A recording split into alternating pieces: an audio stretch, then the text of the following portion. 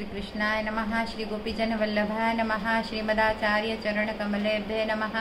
श्री गुसाई जी परम दयालवे नमः। श्री गुरुवे नमः। अपने माथे बिराजता सेव्य स्वरूपाय नमः। सर्व वैष्णवने जय श्री कृष्ण। गत विडियोमां आपणे चतुरा नागा सुधी जोयुं हतुं। तो चतुरा नागा पछी गोकुलनाथजीना शरणमां आव्यो। गोकुलनाथजीए पोताना स्वहस्तथी एने कंठी धारण करावडावी अने पछी काश्मीर सुधी ज्यारे आ माला तिलकनो प्रश्न माटे आगळ जवुं पड्युं त्यारे गोकुलनाथजीनी साथे अनेक नागा साधुओ हता अने एमां आ चतुरा नागा पण एमनी साथे हतो अने चतुरा नागानो दृढ़ विश्वास गोकुलनाथजी पर आवी गयो। अने पछी जतीपुराना बाजुमां गोविंदकुंडना त्यां आगळ ज आ चतुरा नागानी समाधि विद्यमान छे। आजे पण छे। आपणे यात्रामां आ बधा समाधिना दर्शन करीए छीए। त्याथी यात्रा आगळ आगळ एक एक कुंड जोता जोता कुंडना जलनुं आचमन करता करता आगळ वध्या।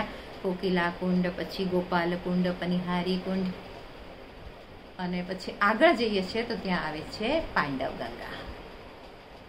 तो महाभारतना समयमां पांडवोनो ज्यारे वनवास थयो हतो त्यारे पांडवो आ स्थान पर आव्या हता अने अर्जुने जमीनमां बाण मारीने अंदरथी गंगाजीने प्रकट कर्युं अने गंगाजीनुं बधाए पूजन कर्युं, एनुं पान कर्युं अने आगळ पांडव गुफा पण आवेली छे तो त्यां पांडवोए निवास कर्यो हतो।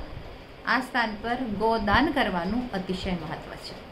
एटले गायनुं दान जो करीए तो एनुं अनेक गणुं फळ आपणने प्राप्त थाय छे। त्याथी आगळ वधी यात्रा तो त्यां आवे छे बड़ी बैठन छोटी बैठन। आ स्थाननुं नाम छे। बड़ी बैठनमां छे बलभद्र कुंड अने दाऊजीनुं मंदिर छे। पछी त्यां वेद पोखर छे अने वेद बिहारीजीना त्यां दर्शन बधाने थाय छे। अने त्यांथी आगळ जઈએ छे तो त्यां छोटी बैठन आवे छे।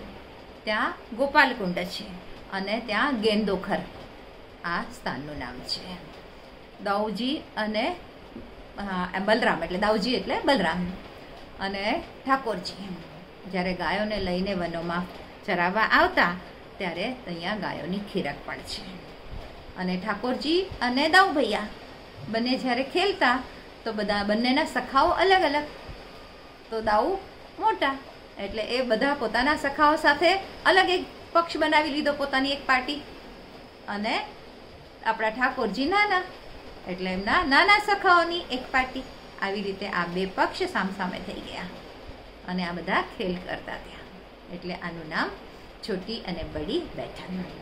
અને ખેલ ખેલમાં એકવાર શું થયું કે ઠાકોરજીએ ત્યાં એક નાની અમસ્તી ટેકડી હતી પહાડી, એ ટેકડીને પોતાના હાથ પર ઉઠાવી લીધું જેમ ગિરિરાજીને ધારણ કર્યો હતો એવી રીતે। એટલે તરત જ એમના બધા સખાઓએ પ્રભુના ચરણનું પૂજન કર્યું અને ત્યાં જલ પ્રવાહિત થયું એટલે આ ચરણ ગંગા કહેવામાં આવે છે કે તો ચરણ કુંડ તરીકે એનું સ્થાનનું નામ થઈ ગયું।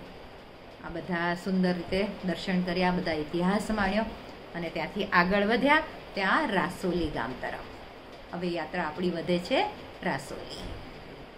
રાસોલીમાં બધાએ સુંદર રાસ ચોતરો જોયો અને એ રાસ ચોતરા પર બધી સખીઓએ રાસ રચ્યો।